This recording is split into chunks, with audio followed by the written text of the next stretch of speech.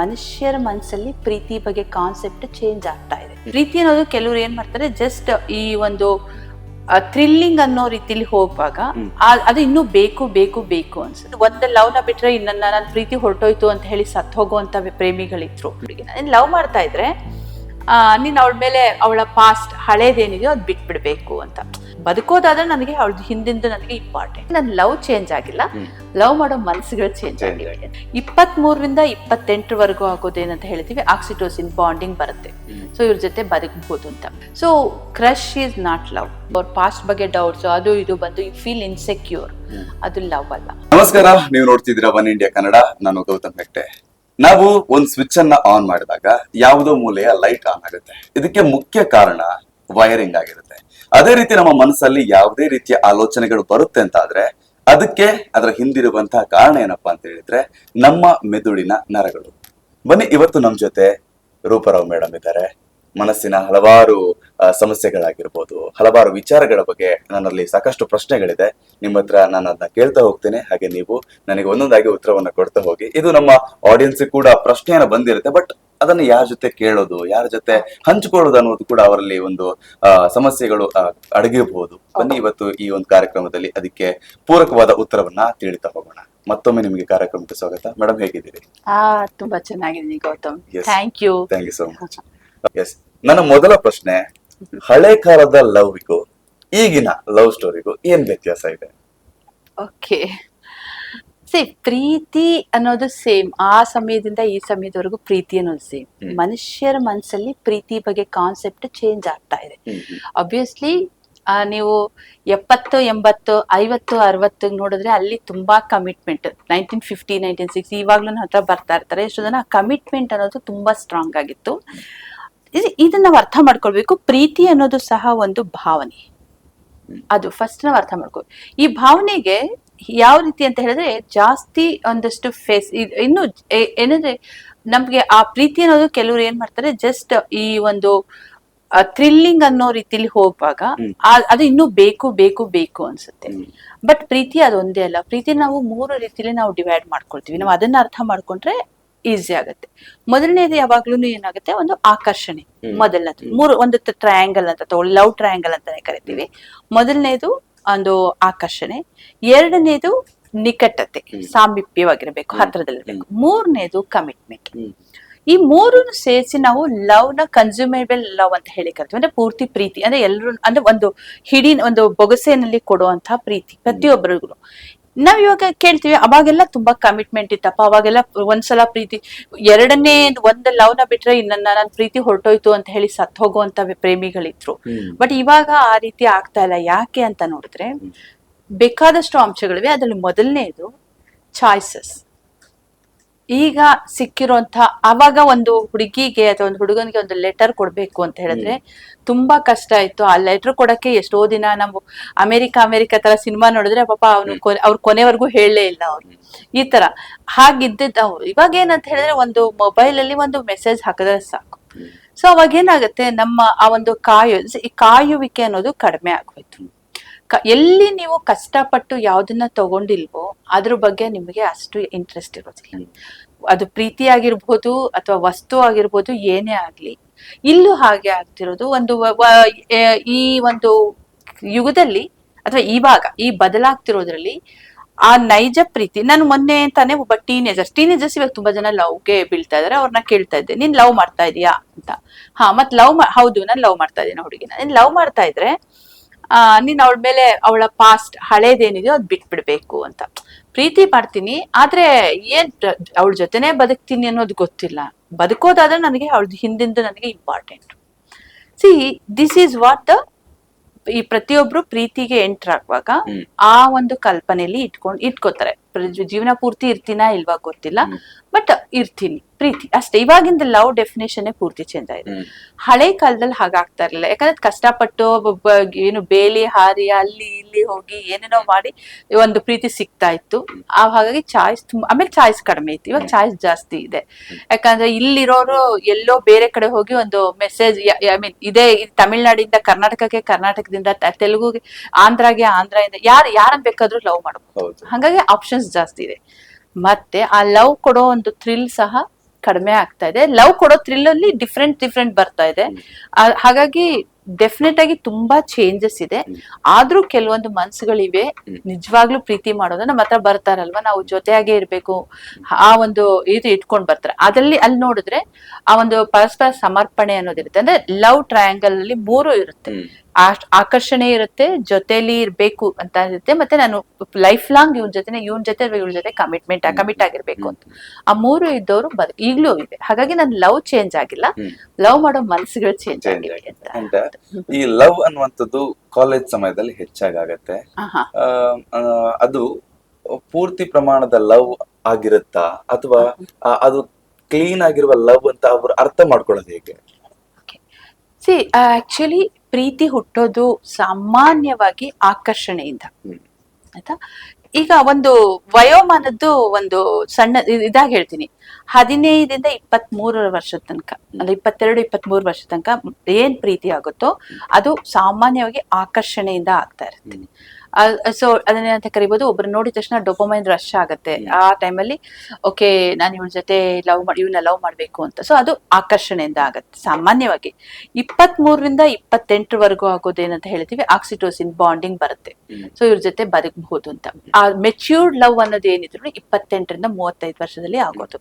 ಹಾಗಾಗಿ ಸಾಮಾನ್ಯವಾಗಿ high school level ಅಲ್ಲಿ ಕ್ರಶ್, ಆಸ್ ಯೂಶುವಲ್ ಎಲ್ಲರಿಗೂ ಗೊತ್ತಿದೆ, ಕ್ರಶ್ ಆಗುತ್ತೆ. ಆಮೇಲೆ ಅಲ್ಲಿ ನಾವು ಅರ್ಥ ಮಾಡ್ಕೊಳ್ಬೇಕಾಗಿರೋದು ಹೈಸ್ಕೂಲ್ ಲೆವೆಲ್ ಅಲ್ಲಿ ಲವ್ ಮಾಡೋ ಬಗ್ಗೆ. ಅದನ್ನ ನಾನು ಮತ್ತೆ ಹೇಳ್ತೀನಿ ಹೇಗ. ಅಲ್ಲಿ ಕ್ರಶ್ ಅಥವಾ ಈ ಒಂದು ಆಕರ್ಷಣೆ ಸಾಮಾನ್ಯವಾಗಿ ಆಗೋದು 18ರಿಂದ 23 ಅಥವಾ 16ರಿಂದ ಯಾವುದೇ 23 ವರ್ಷ ತನಕ ಆಗೋದು ಆಕರ್ಷಣೆ. ಅದರಿಂದ ಆಚೆ, ಹಾಗಾಗಿ ನನ್ನ ಹತ್ರ ಬಂದಾಗ ಮಕ್ಕಳು ಇವ್ರು ಬರ್ತಾರೆ, ಕಪಲ್ ಕೌನ್ಸಿಲಿಂಗ್ ಗೆ ಬರ್ತಾರೆ. 22-23 ವರ್ಷಕ್ಕೆ ಕಪಲ್ ಕೌನ್ಸಿಲಿಂಗ್ ಬರ್ತಾರೆ, ಇನ್ನು 15-16 ವರ್ಷಕ್ಕೆ ಕಪಲ್ ಕೌನ್ಸಿಲಿಂಗ್ ಬರ್ತಾರೆ. ಸೊ ಅವ್ರಿಗೆ ಹೇಳ್ತೀನಿ, ವೆಯ್ಟ್ ಮಾಡಿ, 25 ವರ್ಷದ ತನಕ ನೀವಿನ್ನು ಮಕ್ಕಳು, 25 ವರ್ಷ ಆಗ್ಲಿ, ಆಮೇಲೆ ಡಿಸಿಷನ್ ತಗೊಳಕ್ಕಾಗತ್ತೆ. ಅವಾಗ ನಿಮ್ಗೆ ಗೊತ್ತಾಗತ್ತೆ. ಎಷ್ಟೋ ಸಲ ನೀವು ನೋಡಿರ್ಬೋದು, ಪ್ರೀತಿ ಮಾಡಿ ಒಂದು ಹುಡುಗಿನೋ ಒಂದು ಹುಡುಗನೋ ಪ್ರೀತಿ ಮಾಡಿ 25 ವರ್ಷ ಆದ್ಮೇಲೆ 25, 26, 27 ಬರುವಾಗ ಅವ್ರಿಗೆ ರಿಯಲೈಸೇಷನ್ ಆಗುತ್ತೆ, ಪ್ರಾಬಬ್ಲಿ ಅವಳು ನನಗೆ ಅಥವಾ ಅವ್ನು ನನಗೆ ಸರಿಯಾದ ಆಯ್ಕೆ ಇರ್ಲಿಲ್ವೇನೋ ಅಂತ. ಅವಾಗ್ಲೇನೆ ಬಿಟ್ಟು ಹೋಗೋದು, ಬ್ರೇಕಪ್, ಬೇರೆ ಎಲ್ಲ ಬೇರೆ ಕಡೆ ಶುರು ಆಗುತ್ತೆ ಅವಾಗ. ಹಾಗಾಗಿ ಯಾವುದೇ ಒಂದು ಡಿಸಿಷನ್ ತಗೋಬೇಕಾದ್ರೆ ಪ್ರೀತಿ ಮಾಡೋದು ನೆನ್ಪಿಟ್ಕೊಂಡ್ಬಿಡಿ, ಆ ಆಕರ್ಷಣೆಯಿಂದ ಆಗಿತ್ತು ಶುರು ಆಗೋದು 23 ವಯಸ್ಸು ತನಕ. 23 ಆದ್ಮೇಲೆ ಏನಾದ್ರೂ ಇದ್ರು ಆ ಒಂದು ಪ್ರೀತಿ ಗಟ್ಟಿಯಾಗಿ ನಿಲ್ಲತ್ತೆ. 23 ಆದ್ಮೇಲೆ ನೀವು ತಳ್ಕೊಂಡು ಹೋಗ್ತಾ ಇದ್ರ ಅಂದ್ರೆ ಅದು ಗಟ್ಟಿಯಾಗಿ ನಿಲ್ಲಿಸುತ್ತೆ, ಅಂದ್ರೆ ಬಾಂಡಿಂಗ್. ಅದಾದ್ಮೇಲೆ ನಿಮ್ಗೆ ಇನ್ನೂ ಜಾಸ್ತಿ ಆದ್ರೆ ಅದಕ್ಕೇನೆ ನಾವೇನ್ ಹೇಳ್ತೀವಿ, 28ರಿಂದ 35 ವರ್ಷ ಆಗ್ತಾ ಆಗ್ತಾ ಆಗ್ತಾ ಮೆಚ್ಯೂರಿಟಿ ಬರುತ್ತೆ. ಈ ಕ್ರಶ್ ಅಂದ್ರೆ ಏನು? ಇದು ಯಾಕೆ ಹೆಚ್ಚಾಗಿ ಆಗುತ್ತೆ ಅಂದ್ರೆ, ಇವಾಗ ನೋಡು, ಸೋಷಿಯಲ್ ಮೀಡಿಯಾದ ನೋಡುವಾಗ ಮಕ್ಕಳು ಕೂಡ ಆ ಒಂದು ಇದಕ್ಕೆ ಬಿದ್ದಿರುವಂತದ್ದೆಲ್ಲ ಕಾಣುತ್ತೆ. ಏನಿದೆ ಕ್ರಶ್? ಎಲ್ಲರಿಗೂ ಆಗಿರುತ್ತೆ, ಎಲ್ರಿಗೂ ಆಗುತ್ತೆ, ಯಾರಿಗೂ ಆಗಿಲ್ಲ ಅಂತ ಹೇಳೋರು ಸುಳ್ಳು ಆಯ್ತಾ. ಎಂಥವ್ರಿಗೂ ಎಲ್ಲರಿಗೂ ಒಬ್ರಲ್ಲ ಒಬ್ರ ಮೇಲೆ ಕ್ರಶ್ ಆಗುತ್ತೆ ಆಯ್ತಾ. ಈಗ ನಾನೊಂದು ಸಿನಿಮಾ ನಟನ್ ನೋಡ್ತಾ ಇದೀನಿ, ಸೊ ಕ್ರಶ್ ಆಗುತ್ತೆ, ವಾವ್ ಅನ್ಸುತ್ತೆ. ಸೊ ಅದೇನ ಕ್ರಶ್ ಏನಂತ ಹೇಳಿದ್ರೆ, ಆ ಸಮಯಕ್ಕೆ ನನಗೆ ಮತ್ತೆ ನಾನು ಡೋಪಾಮೈನ್ ಖುಷಿ ಆಗುತ್ತೆ, ಹೇಗಿದ್ದಾರೆ, ಸೊ ಒಂದು ಅಟ್ರಾಕ್ಷನ್ ಬರುತ್ತೆ ಆ ಸಮಯಕ್ಕೆ. So crush is not love. So ಅದಕ್ಕೋಸ್ಕರ ನಾನು ಕ್ರಶ್ ಅಂತಾರೆ. ಈಗ ನೀವು ಟೀನೇಜರ್ಸ್ ಅದನ್ನ ಯೂಸ್ ಮಾಡ್ತಾರೆ, crush, girl friend, companion, and then finally ಏನಂತಾರೆ, ನನ್ನ ಕಮಿಟ್ ಆಗಿದ್ದೀನಿ ಮ್ಯಾರೇಜ್ ಅಂತಂದ್ರೆ 4 ಸ್ಟೇಜಸ್ ಇಟ್ಕೊಂಡಿರ್ತಾರೆ, ಕ್ರಶ್ ಅಂತ ಹೇಳ್ತಾರೆ. ಸೊ ಕ್ರಶ್ ಆಗೋದು ನಮ್ಮ ಬ್ರೈನ್ ನಲ್ಲಿ ಆಗೋದು ಆ ಕ್ಷಣಕ್ಕೆ ಒಂದು ಫೈರ್, ಬೆಂಕಿ, ಸಣ್ಣದಾಗಿ ಒಂದು ಕಿಡಿ ಹತ್ಕೊಳ್ಳುತ್ತೆ, ಖುಷಿ ಆಗತ್ತೆ, ನೋಡ್ಬೇಕು ಅನ್ಸುತ್ತೆ. ಸೊ ನನ್ಗೆ ಸಿಗ್ತಾನ ಅಥವಾ ಸಿಗ್ತಾಳ ಅಂತ ಒಂದು ಸಿಕ್ಕರೆ ಓಕೆ, ಇಲ್ಲ ಅಂದ್ರೂ okay. So that is crush. Actually ಪ್ರತಿಯೊಂದು ಪ್ರೀತಿಯೂ ಸ್ಟಾರ್ಟ್ ಆಗೋದು ಕ್ರಶ್ ಇಂದ. ಕ್ರಶ್ ಇರ್ಲೇಬೇಕು, ಆಮೇಲೆ ಅದು ಆಕರ್ಷಣೆಯಿಂದ ಹೋಗುತ್ತೆ. ನಿಮ್ ಪ್ರಕಾರ ಒಂದು ಪ್ರೀತಿಯನ್ನ ಮಾಡ್ಲಿಕ್ಕೆ ಬೆಸ್ಟ್ ಏಜ್ ಯಾವುದು? ಓಕೆ, ನನ್ನ ಪ್ರಕಾರ ಅಂದ್ರೆ ನಾನು ಈಗ ತಾನೇ ಹೇಳ್ದೆ, 18ರಿಂದ 23 ಅಥವಾ 23 ವರ್ಷ ತನಕ ಯಾವಾಗ್ಲೂ ನಿಮ್ಮ ಅದು ಆಕರ್ಷಣೆ ಪ್ರೀತಿ, ಅದ್ರ ಮೇಲೆ ಜಾಸ್ತಿ ಹೋಪ್ಸ್ ಇಟ್ಕೊಂಡಿರ್ಬೇಡಿ. ಬಟ್ ನಿಮಗೆ ಒಂದು ಪ್ರಾಪರ್ ಆಗಿ ಡಿಸಿಷನ್ ತಗೋಬೇಕು, ನಿಮ್ಮ ಮೈಂಡ್ ಮೆಚ್ಯೂರ್ ಆಗಿ ತಗೊಳುತ್ತೆ ಅಂತಂದ್ರೆ 23 ಆದ್ಮೇಲೆ ಒಳ್ಳೇದು. ಯಾಕಂದ್ರೆ ಅಲ್ಲಿ ನಿಮ್ಗೆ ಏನಾಗುತ್ತೆ, ಒಂದು ಬಾಂಡಿಂಗ್, ರಿಯಲ್ ಬಾಂಡಿಂಗ್ ಬರುವಂತ ಸಮಯ 23 ವರ್ಷ ಆದ್ಮೇಲೆ. ಯಾವಾಗ್ಲೂ 23 ವರ್ಷ ಆದ್ಮೇಲೆ ನೀವು ಲವ್ ಮಾಡೋದು ಬೆಟರ್. ಸೊ ನನ್ನ ಕೇಳಿದ್ರೆ 23 ಆದ್ಮೇಲೆ, ಬಟ್ ಅದು ಆಗಲ್ಲ ಪ್ರೀತಿ ಅನ್ನೋದು ಈ ಏಜ್ ಅಲ್ಲಿ ಆಗುತ್ತೆ, ಈ ಏಜ್ ಅಲ್ಲಿ ಆಗಲ್ಲ ಅಂತಲ್ಲ. ಯಾವಾಗ್ಲೂ ಸ್ಲೋ ಡೌನ್. ನಿಮ್ಮ ಒಂದು ಕಮಿಟ್ಮೆಂಟ್ ಅನ್ನೋದನ್ನ ಆ ಕ್ಷಣಕ್ಕೆ 23 ತನಕ ಹೋಲ್ಡ್ ಮಾಡ್ಕೊಳ್ಳಿ. ಆಮೇಲೆ 23 ಆದ್ಮೇಲೆ ಹೋಗಿ ಮದ್ವೆ ಆಗೋದು, ಮತ್ತೆ ಅಲ್ಲಿ ಮದ್ವೆನಲ್ಲಿ ಒದ್ದಾಡೋದು ಅವೆಲ್ಲ ಬೇಡ. ಯಾಕಂದ್ರೆ ಡಿಸಿಷನ್ ಅಯ್ಯೋ ನನಗೆ ನೀ ಹೀಗಂತೆ ಅಂತ ಎಷ್ಟೋ ಜನ ಬರ್ತಾರೆ ನನ್ನ ಹತ್ರ ತುಂಬಾ ಜನ ನೋಡ್ತೀವಿ. ನೀನ್ ಹೀಗಂತ ಗೊತ್ತಿದ್ರೆ ನಾನು ಲವೇ ಮಾಡ್ತಿರ್ಲಿಲ್ಲ, ನಾನು ಮದ್ವೆನೇ ಆಗ್ತಿರ್ಲಿಲ್ಲ ಅಂತ ಪ್ರತಿ ಸಲ ಹೇಳ್ತಾ ಇದ್ದಾರೆ. ಇವೆಲ್ಲ ಸಾಮಾನ್ಯವಾಗಿ 23-24 ವರ್ಷದೊಳಗಡೆ ಆದಾಗ ಕಷ್ಟ ಆಗತ್ತೆ. ಹಾಗಾಗಿ ಡೋಂಟ್ ಟೇಕ್ ಎನಿ ಡಿಸಿಷನ್. ಇನ್ನೊಂದು, ನಿಮ್ಮ ಪ್ರಕಾರವೇ ಇಂಥವ್ರನ್ನ ಲವ್ ಮಾಡಿದ್ರೆ ಒಳ್ಳೇದು ಅಥವಾ ಇಂಥವ್ರನ್ನ ಲವ್ ಮಾಡದಿದ್ರೆ ಒಳ್ಳೇದು ಅಂದ್ರೆ ಏನದು, ಅದಕ್ಕೆ ಏನ್ ರೀಸನ್ಸ್? ಇದೇನಂದ್ರೆ ನಾನು ಒಂದ್ ಮಾತು ಹೇಳ್ತೀನಿ, ಇಂಥವ್ರನ್ನ ಲವ್ ಮಾಡ್ಬೇಕು. ಅದೇನ್ ಲವ್ ಇಸ್ ನಾಟ್ ಇದು ಏನೋ ಈ ಅನ್ನ ಬಡ್ಸೋ ಹಾಗಲ್ಲ. ಸೊ ಪ್ರೀತಿ ಆಗೋದು ಅದು ಆಗ್ಬಿಡತ್ತೆ ಆಯ್ತಾ, ನನಗೆ ಬೇಕು ಅಂತ ಅನ್ಸುತ್ತೆ, ಅದಾಗುತ್ತೆ. ಬಟ್ ಆದ್ರೂ ಸ್ವಲ್ಪ ಜಾಗರೂಕರಾಗಿದ್ರೆ, ಎಚ್ಚರಿಕೆಯಿಂದ ಇರ್ಬೋದು. ಹೇಗೆ ಅಂದ್ರೆ ನಾವಿಲ್ಲಿ 2 ಥಿಯರಿ ಅರ್ಥ ಮಾಡ್ಕೊಳ್ಬೇಕು. ಫಸ್ಟ್ ಒಂದು ಅಟ್ಯಾಚ್ಮೆಂಟ್ ಥಿಯರಿ ಅಂತ ಕರಿತೀವಿ. ಯಾವ ಮನುಷ್ಯ ಅಂದ್ರೆ ಕೆಲವರು ಒಂದು 4 ಟೈಪ್ ಅಟ್ಯಾಚ್ಮೆಂಟ್ ಇದೆ ರಿಲೇಶನ್ಶಿಪ್ ಅಲ್ಲಿ, ಯಾವ ರೀತಿ ಅಟ್ಯಾಚ್ ಆಗ್ತಾರೆ ಅಂತ. ಮೊದಲನೇದು ಸೆಕ್ಯೂರ್ಡ್ ಅಟ್ಯಾಚ್ಮೆಂಟ್, ಎರಡನೇದು ಅವಾಯ್ಡೆಂಟ್ ಅಟ್ಯಾಚ್ಮೆಂಟ್, ಮೂರನೇದು ಆಂಕ್ಷಿಯಸ್ ಅಟ್ಯಾಚ್ಮೆಂಟ್, ನಾಲ್ಕನೇದು ಡಿಪ್ರೆಸ್ಡ್ ಆಂಗ್ಸೈಟಿ ಅಟ್ಯಾಚ್ಮೆಂಟ್ ಅಥವಾ ಡಿಸ್ಆರ್ಗನೈಸ್ಡ್ ಆಂಗ್ಸೈಟಿ ಅಂತ ಹೇಳಿ ಕರಿತೀವಿ. ಈ ಮೊದಲನೇದು ಸೆಕ್ಯೂರ್ಡ್ ಅಟ್ಯಾಚ್ಮೆಂಟ್ ಅಂದ್ರೆ ಅವರು ಪ್ರೀತಿ ಮಾಡಿದ್ರೆ ಅವ್ರ ಜೊತೆ ಚೆನ್ನಾಗಿ ಬದುಕ್ತಾರೆ, ಅವ್ರಿಗೆ ಅಂತ ಒಂದು ಎಮೋಷನಲ್ ನೀಡ್ಸ್ ತುಂಬಾ ಇದು ಅಂಟ್ಕೊಂಡ್ ಆಗಿರೋದಿಲ್ಲ. ಅಂಥವ್ರಿಗೆ ಯೋಚನೆ ಮಾಡಿ ಇನ್ನೊಬ್ರು ಸಿಗ್ತಾರೆ. ಅವಾಯ್ಡೆಂಟ್ ಅಟ್ಯಾಚ್ಮೆಂಟ್ ಅಂತ ಇವರಿಗೆ ಇದೆಲ್ಲ ಹಿಂದೆ ಚೈಲ್ಡ್ಹುಡ್ ಅವರ ಒಂದೊಂದು ಅಟ್ಯಾಚ್ಮೆಂಟ್ ಪರ್ಸನಾಲಿಟಿ ಬರೋದಕ್ಕೂ ಅವರ ಒಂದು ಜೀವನದ ಒಂದು ಫಸ್ಟ್ ಬಿಗಿನಿಂಗ್ 3 to 4-5 years ಕಾರಣ ಆಗಿರುತ್ತೆ. ಸೊ ಅದನ್ನ ನಾನು ಇನ್ನೊಂದ್ಸಲ ಹೇಳ್ತೀನಿ. ಈ ಅವಾಯ್ಡೆಂಟ್ ಅಟ್ಯಾಚ್ಮೆಂಟ್ ರಿಲೇಶನ್ಶಿಪ್ ಅಲ್ಲಿ ಇರೋರಿಗೆ ಅವ್ರಿಗೆ ಎಮೋಷನ್ಸ್ ಜಾಸ್ತಿ ಯಾರಾದ್ರೆ ಬಂದು ಅಂಟ್ಕೋತಾರೆ ಅಂದ್ರೆ ಹಿಂದೆ ಹೋಗ್ಬಿಡ್ತಾರೆ, ದೂರ ಇರಕ್ಕೆ ಅವ್ರ ಜೊತೆ ಜಾಸ್ತಿ ಎಮೋಷನಲಿ ಇನ್ವಾಲ್ವ್ ಆಗಲ್ಲ. ಅದು ಲವ್ ಆಗಿರ್ಬೋದು ಅಥವಾ ಯಾವುದೇ ಒಂದು ಸಂಬಂಧ ಆಗಿರ್ಬೋದು, ಅವ್ರಿಗೆ ಜಾಸ್ತಿ ಅಂಟ್ಕೊಂಡಿರಕ್ಕಾಗಲ್ಲ. ಸಪೋಸ್ ಈ ಸೆಕ್ಯೂರ್ಡ್ ಅಂತ ಹೇಳಿದ್ನಲ್ಲ, ಯಾರು ಕಂಟೆಂಟೆಡ್ ಆಗಿರ್ತಾರೆ, ತೃಪ್ತಿ ಆಗಿರ್ತಾರೆ ಅಂತ, ಅವ್ರೇನಾದ್ರೆ ಇವ್ರ ಜೊತೆ ಸೇರಿದ್ರೆ ಕಷ್ಟ ಆಗುತ್ತೆ. It is difficult for them. ಇವರಿಗೆ ಇನ್ನೊಂದಿದೆ ಆಂಕ್ಷಿಯಸ್ ಅಟ್ಯಾಚ್ಮೆಂಟ್ ಅಂತ. ಆಂಕ್ಷಿಯಸ್ ಅಟ್ಯಾಚ್ಮೆಂಟ್ ಅಂತ ಹೇಳಿದ್ರೆ ಭಯ, ಎಲ್ಲಿ ನನ್ ಬಿಟ್ಟು ಹೋಗ್ಬಿಡ್ತಾರೋ ಇವರು, ನನ್ನ ಇವ್ರ ಜೊತೆನೆ ಇರ್ಬೇಕು, ಹೀಗೆ ನಾನು ಎಲ್ಲಿ ನನ್ನಿಂದ ದೂರ ಓಡೋಗ್ಬಿಡ್ತಾರೋ ಅಥವಾ ಮೋಸ ಮಾಡ್ಬಿಡ್ತಾರೆ ಅಂತ ಹೇಳಿ ಅಂಟ್ಕೊಂಡಿರೋದು. ಯೂಶಲಿ ಸೆಕ್ಯೂರ್ಡ್ ಫಸ್ಟ್ ಅವರೇ ಬೆಸ್ಟ್ ಆಪ್ಷನ್. ಇಲ್ಲ ಅಂದ್ರೆ ಯಾರು ಸೆಕ್ಯೂರ್ಡ್ ಆಗಿರ್ತಾರೋ ಅವ್ರಿಗೆ ಆಂಕ್ಷಿಯಸ್ ಇದ್ರು ಪರವಾಗಿಲ್ಲ, ಅವ್ರನ್ನ ಬಿಟ್ಟು ಹೋಗೋದಿಲ್ಲ ಅಂತ. ಹಾಗೇನೆ ಇನ್ನೊಂದು ಫೈನಲ್ ಇದೆ ಡಿಸ್ಆರ್ಗನೈಸ್ಡ್ ಆಂಕ್ಷಿಯಸ್ ಅಂತ ಹೇಳಿ. ಅವ್ರೇನಂತ ಹೇಳಿದ್ರೆ ಒಂದೊಂದ್ಸಲ ಒಂದೊಂದ್ ತರ ಆಡ್ತಾರೆ, ಅಂಥವ್ರ ಹತ್ರ ತುಂಬಾ ಕಷ್ಟ ಆಗುತ್ತೆ. ಸೊ ಹಾಗಾಗಿ ನೀವ್ ಯಾವಾಗ ಲವ್ ಮಾಡ್ತಾ ಇದ್ದೀನಿ ಅಂದ್ರೆ ಇವೆಲ್ಲ ನಾನು ಹೇಳ್ತೀನಿ, ಯೋಚನೆ ಮಾಡಿ ಆಗೋದಿಲ್ಲ. ಬಟ್ ಏನಂದ್ರೆ ನೀವು ಒಬ್ಬ ವ್ಯಕ್ತಿ ನಿಮ್ಮೇಲೆ ನೀನ್ ಇಲ್ದಲೆ ಬದುಕಕ್ಕಾಗಲ್ಲ, ನಿನ್ನಿಂದ ನಾನು ಹಿಂದೆ ಬಿದ್ದೇ ಬೀಳ್ತೀನಿ ಅಥವಾ ಹಾಗ್ ಮಾಡ್ಕೋತೀನಿ ಹೀಗ್ ಮಾಡ್ತಾನೆ, ಎಮೋಷನಲಿ ತುಂಬಾ ಡಿಪೆಂಡೆಂಟ್ ಆಗ್ತಾ ಇರ್ತಾರೆ. ಅಂತವ್ರಿಂದ ಸ್ವಲ್ಪ ದೂರ ಡಿಸ್ಟೆನ್ಸ್ ಮೇಂಟೈನ್ ಮಾಡ್ಬೇಕು. ಯಾಕಂದ್ರೆ ಇವಾಗ ನಿಮ್ಗೆ ಹೆಂಗೆ ಅಂಟ್ಕೊಂಡು ನಿಮ್ಮನ್ನೇ ಎಲ್ಲದಕ್ಕೂ ಬ್ಲೇಮ್ ಮಾಡ್ತಾ ಇದಾರೋ, ಕಾರಣ ಮಾಡ್ತಾರೋ, ಅವರು ಮುಂದೆ ಯಾವುದೇ ರೆಸ್ಪಾನ್ಸಿಬಿಲಿಟಿ ತಗೊಳೋದಕ್ಕೆ ಸಾಧ್ಯ ಇಲ್ಲ. ಹಾಗಾಗಿ ವಾಟ್ ಐ ಸೇ, ನೀವು ನಿಮ್ಮ ಪರ್ಸನಾಲಿಟಿ, ಸೊ ಅದಕ್ಕೆ ನಮ್ಮ ಹತ್ರ ಓಶಿನ್ ಪರ್ಸನಾಲಿಟಿ ಅಂತ ಕರಿತೀವಿ. ಓಶಿನ್ ಪರ್ಸನಾಲಿಟಿ ಅಂತ ಒಂದು ಟೆಸ್ಟೇ ನಿಮ್ಗೆಲ್ಲ ಸಿಗುತ್ತೆ ಆನ್ಲೈನ್ ಅಲ್ಲಿ. ಓಶಿನ್ ಅಂತ ಹೇಳಿದ್ರೆ ಓಪನ್ನೆಸ್ ಪರ್ಸನಾಲಿಟಿ ಇದೆ. ಓ ಅಂದ್ರೆ ಓಪನ್ನೆಸ್, ಸಿ ಅಂತ ಈಗ ಹಾಗೇನೆ ನಿಮ್ಗೆ ಅಗ್ರಿಯಬಲ್ ಅಂತ ಹೇಳಿ ಬರುತ್ತೆ, ಅಂಡ್ ಎಕ್ಸ್ಟ್ರಾವರ್ಷನ್ ಅಂತ ಹೇಳಿ ಬರುತ್ತೆ. ಒಂದು 5 ಎಲಿಮೆಂಟ್ಸ್ ಇರುತ್ತೆ. ನ್ಯೂರೋಟಿಸಮ್ ಅಂತ 5 ಪರ್ಸೆಂಟ್ ಬರುತ್ತೆ. ಸೊ ಓ ಅಂದ್ರೆ ಓಪನ್ನೆಸ್. ಕೆಲವ್ರು ಏನ್ ಹೇಳ್ತಾರೆ, ಈಗ ನೀವು ಯೋಚನೆ ಮಾಡಿ, ಒಂದು ದಿನ ಲಿಫ್ಟ್ ಅಲ್ಲಿ ಹೋಗ್ತಾ ಇರ್ತಾರೆ, ಸಡನ್ ಆಗಿ ಲಿಫ್ಟ್ ಪ್ರಾಬ್ಲಮ್ ಆಯ್ತು, ಅಯ್ಯೋ ಲಿಫ್ಟ್ ತೊಂದರೆ ಆಗೋಯ್ತು, ನನ್ ಮೇತ್ ಏನ್ ಮಾಡೋದು, ಅಯ್ಯೋ ಎಲ್ಲೋ ಹುಡ್ಕೊಂಡು ಹೋಗ್ಬೇಕು, ನನಗೆ ಸ್ಟೇರ್ಸ್ ಗೊತ್ತಿಲ್ಲ ಅಂದ್ರೆ ಸಣ್ಣ ಎಕ್ಸಾಂಪಲ್. ಅಂತವ್ರು ಏನ್ ಮಾಡ್ತಾರೆ, openness to the new things ಅಂದ್ರೆ ಮುಕ್ತ ಮನಸ್ಸು ಇರೋದಿಲ್ಲ. ಸೊ ಈ ಮುಕ್ತ ಮನಸ್ಸು ಇಲ್ದಿರೋರು ಬೇರೆಯವ್ರ ಜೊತೆ ಹೋದಾಗ ಕಷ್ಟ ಆಗುತ್ತೆ. ಅವ್ರಿಗೇನಂದ್ರೆ ಒಂದು ಸ್ಟ್ರಕ್ಚರ್ಡ್ ಎನ್ವೈರನ್ಮೆಂಟ್ ಬೇಕು, ಇದೇ ತರ ಇರ್ಬೇಕು, ನಾನು ಫೆಮಿಲಿಯರ್ ಆಗಿರ್ಬೇಕು, ಹೀಗೆ ಇರ್ಬೇಕು ಅಂತ. ಅಂಥವ್ರು ಅಪ್ಪಿ ಅವ್ರು ಏನಾದ್ರೆ ಬೇರೆ ಯಾರು ಜಾಸ್ತಿ ಓಪನ್ನೆಸ್ ಇರುವಂತ ಹುಡುಗಿ ಜೊತೆ ಮದ್ವೆ ಆದ್ರೆ ತುಂಬಾ ಕಷ್ಟ ಆಗುತ್ತೆ. ಒಂದ್ ಸಣ್ಣ ಎಕ್ಸಾಂಪಲ್, ನನಗೆ ಇತ್ತೀಚೆಗೆ ಒಂದು ಟೀನೇಜರ್ ಆಯ್ತಾ, ಅವನಿಗೆ ಹಿ ಹ್ಯಾಸ್ ಅ ನ್ಯೂರೋಟಿಸಮ್. ಅವನಿಗೇನಾಯ್ತು, ನ್ಯೂರೋಟಿಸಮ್ ಅಂದ್ರೆ ತುಂಬಾ ಆಂಗ್ಸೈಟಿ ಇರುತ್ತೆ, ಅವ್ರಿಗೆ ಓಪನ್ನೆಸ್ ಕಡಿಮೆ ಇರುತ್ತೆ, ಎಲ್ಲ ಓಪನ್ನೆಸ್ ಕಡಿಮೆ ಇರುತ್ತೆ, ಅಂಡ್ ಭಯ, ಇನ್ಸೆಕ್ಯೂರ್ಡ್ ಫೀಲಿಂಗ್, ಆಮೇಲೆ ತುಂಬಾ ಓವರ್ ಥಿಂಕಿಂಗ್. ಅವ್ರ ಬ್ರೈನ್ ಸ್ಟ್ರಕ್ಚರ್ ಡಿಫ್ರೆಂಟ್ ಆಗಿರುತ್ತೆ, ನ್ಯೂರೋಟಿಸಮ್ ತುಂಬಾ ಆತರ ಇರುತ್ತೆ. ಸೊ ಇಲ್ಲಿ ಏನಾಗಿದೆ, ಆ ಹುಡುಗಗೆ ನ್ಯೂರೋಟಿಸಮ್ ಪರ್ಸನಾಲಿಟಿ ಅಂತ ಹೇಳಿ ಕರೀಣ. ಆ ಹುಡುಗನ್ಗೆ ಅವನೊಂದು ಲವ್ ಮಾಡ್ತಾ ಇದ್ದಾನೆ, ಆ ಹುಡುಗಿಗೆ ಒಂದು ಬಾಯ್ ಫ್ರೆಂಡ್ ಅಲ್ಲ, ಒಂದು ಕ್ಲೋಸ್ ಫ್ರೆಂಡ್ ಇದ್ದಾರೆ. ಅವರಿಬ್ರು, ಇವಳು ಅವನ ವಿಷಯನ ಮುಚ್ಚಿಟ್ಟಿದ್ದಾಳೆ ಅಂದ್ರೆ ಅವಳು ಹೇಳಿಲ್ಲ ಅನ್ಕೊಳ್ಳಿ. ಈಗ ಅವನು ಅದನ್ನ ಅಕ್ಸೆಪ್ಟ್ ಮಾಡಕ್ ರೆಡಿ ಇಲ್ಲ. ಇವಳು ಯಾಕೆ ಮುಚ್ಚಿಟ್ಲು, ಇವಳು ಯಾಕೆ ಅವ್ರು ಇಬ್ರು ಮಾತಾಡ್ತಾ ಇದ್ರಂತೆ ಯಾಕೆ ಹೇಳಿಲ್ಲ ನನಗೆ. ಸೊ ಇಲ್ಲೇನಂದ್ರೆ ಒಂದು and at the same time ಇವನಿಗೆ ಬೇಕಾದಷ್ಟು ಫೀಮೇಲ್ ಫ್ರೆಂಡ್ಸ್ ಇದಾರೆ, ಬಟ್ ಅವನೇ ಹೇಳ್ತಾನೆ ಫೀಮೇಲ್ಸ್ಗೆ ಬೇರೆ ಫ್ರೆಂಡ್ಸ್, ಕ್ಲೋಸ್ ಫ್ರೆಂಡ್ಸ್ ಇರಬಾರ್ದು. ಸೊ ಇಲ್ಲಿ ಓಪನ್ನೆಸ್ ಕಡಿಮೆ ಆಯ್ತು.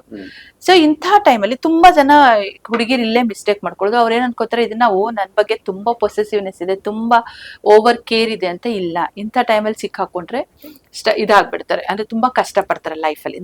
ಹಾಗಾಗಿ ಯಾರಿಗೆ ಓಪನ್ನೆಸ್, ನಿಮ್ಮ personality opposite, in other word ನಿಮ್ಮ ಪರ್ಸನಾಲಿಟಿಗೆ ಅಪೋಸಿಟ್ ಇರೋನ್ನ ಅವಾಯ್ಡ್ ಮಾಡಿ ಅಷ್ಟೇ.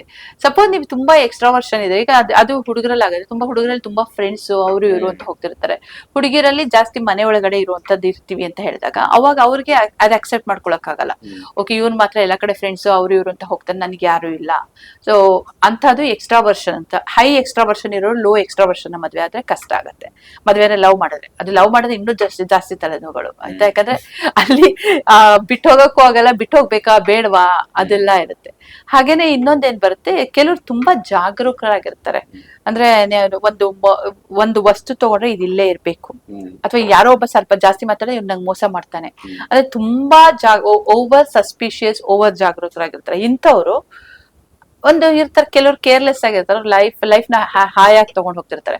ಅಂಥವ್ರು ಅವ್ರಿಬ್ರು ಜೊತೆ ಆಗಕ್ಕಾಗಲ್ಲ. ಅವ್ರ ಜೊತೆ ಆದ್ರೆ ಪ್ರಾಬ್ಲಮ್, ಬೇಕಾದಷ್ಟು ಪ್ರಾಬ್ಲಮ್ಸ್ ಬರ್ತಿರುತ್ತೆ. ಹಂಗಾಗಿ ತುಂಬಾ ಯೋಚನೆ ಮಾಡಿ ಪ್ರೀತಿಸ್ಬೇಕಾಗಿರೋದು ಇಂಪಾರ್ಟೆಂಟ್. ಅಥವಾ ಪ್ರೀತಿಸಿ ಕಮಿಟ್ಮೆಂಟ್ ಆಗ್ತಾರ, ಲವ್ ಮಾಡಿ, ಬಟ್ ಕಮಿಟ್ ಆಗುವಾಗ ಯೋಚನೆ ಮಾಡಿ.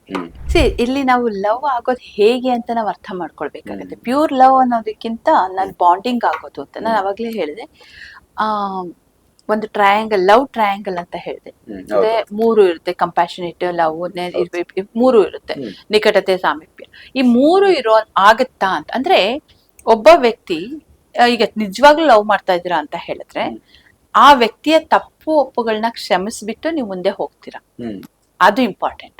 ಅವರ ಪಾಸ್ಟ್ ಸಪೋಸ್ ನಿಮ್ ಮೈಂಡ್ ಅಲ್ಲಿ ಅವ್ರ ಬಗ್ಗೆ ಡೌಟ್ಸ್, ಅವ್ರ ಪಾಸ್ಟ್ ಬಗ್ಗೆ ಡೌಟ್ಸ್, ಅದು ಇದು ಬಂದು ಯು ಫೀಲ್ ಇನ್ಸೆಕ್ಯೂರ್, ಅದು ಲವ್ ಅಲ್ಲ.